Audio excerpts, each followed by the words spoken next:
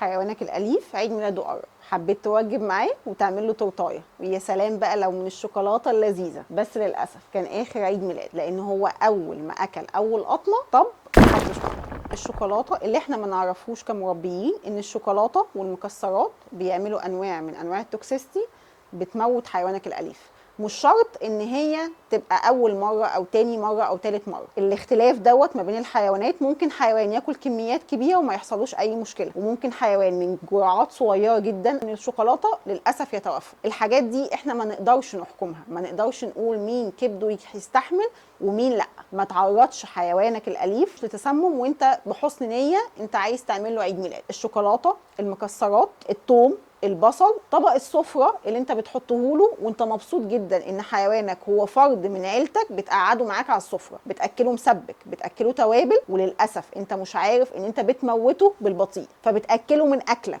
وده ممنوع منعا تاما. بما انك بتحب حيوانك الاليف، للاسف اقدر اقول لك ومن الحب ما قتل.